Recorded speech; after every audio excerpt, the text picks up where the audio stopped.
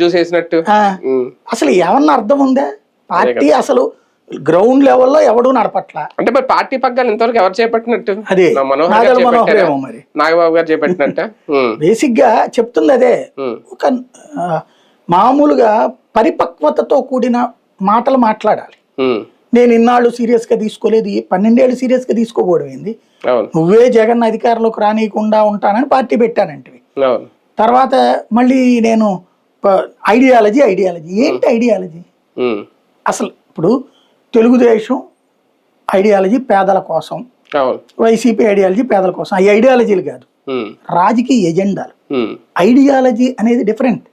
కమ్యూనిస్టులకు ఒక ఐడియాలజీ, మతము కులము లేని రాజ్యం కావాలి అన్నటువంటిది. హిందుత్వ ఆధారంగా దేశం నడవాలి, హిందుత్వ అనేదే సర్వమత సమానత్వంతో కూడిన వ్యవస్థ అనేటటువంటి ఐడియాలజీ భారతీయ జనతా పార్టీ. ఇది వాళ్ళిద్దరు ఐడియాలజీ.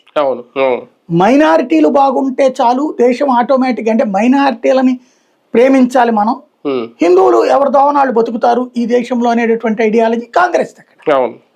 పేదలైనటువంటి వాళ్ళు మైనారిటీల్లోనే ఎక్కువ ఉంటారు కాబట్టి పేదల అభ్యున్నతి పేరుతో మైనారిటీల అభ్యున్నతి చేస్తే దేశం బాగుపడిపోతుంది, హిందూ సమాజం వాళ్ళ సావేదాలు చేస్తారనేటటువంటి ఐడియాలజీ కాంగ్రెస్ పార్టీ. అంతే, ఎవరిది వాళ్ళదే ఐడియాలజీ అంటే అవి సిద్ధాంతం. నీ సిద్ధాంతం ఏంటి?